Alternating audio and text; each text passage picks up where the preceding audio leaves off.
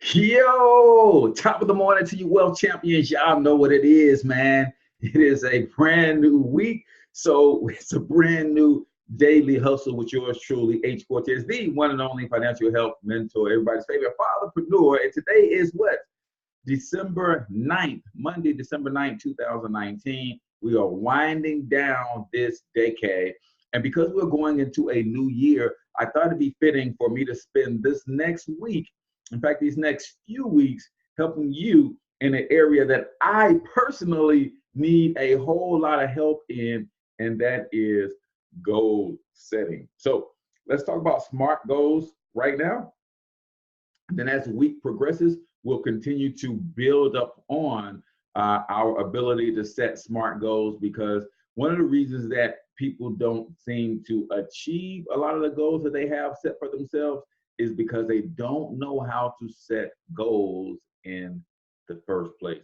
So what is a SMART goal? The word SMART is actually an acronym that represents the type of goals that you should be setting. And the S stands for specific, right? I have a specific goal to hit a measure in my business by the end of this month, right? So that is specific, right? You can't just have a vague goal. A lot of people come January 1st will set financial goals like, man, this is going to be my year to get rich.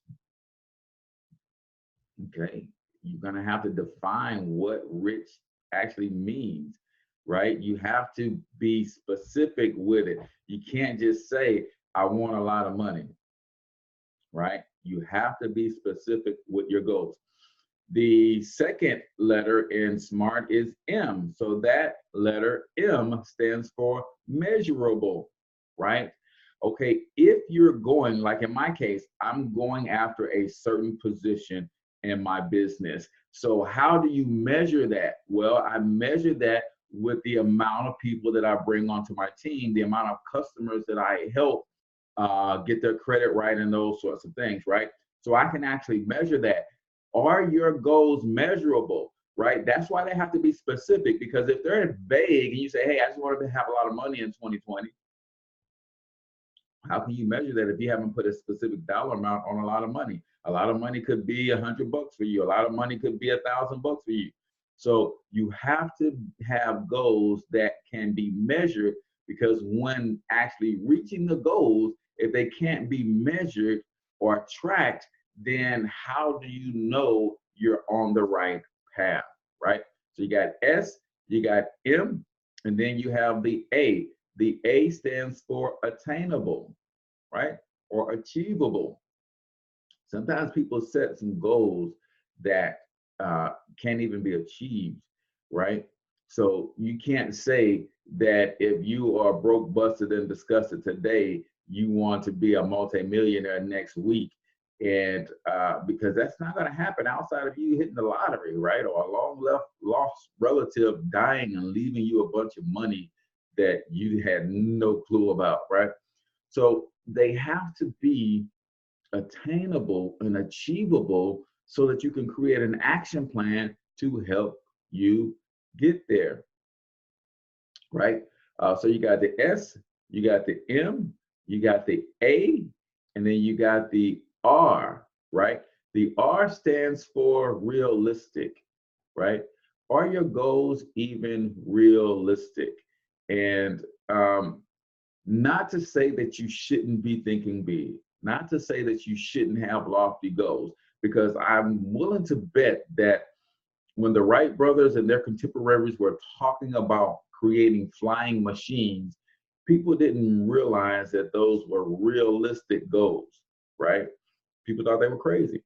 So, yes, your goals should be so big that people might even think you're a little crazy, right? But they have to be realistic, right? And then the T in SMART stands for time based, right? We operate in the realm of time. And when you throw a goal out there and you don't have a time by which you will achieve that goal, there's no way on earth you can create a step by step game plan to walk that goal down, right? So when you're setting your goals, most people will teach you that you start with the end in mind, and then you reverse engineer the actual steps that you need to take to get that goal. So for instance, I know what my goal is for the end of this month. So that means I have to, if I walk that thing back, I say, hey, if I need this many people on my team to hit this goal, then in order for me to get this many people on my team, I need to be talking to this many people every day, getting them in front of a presentation that explains what it is that we do, right?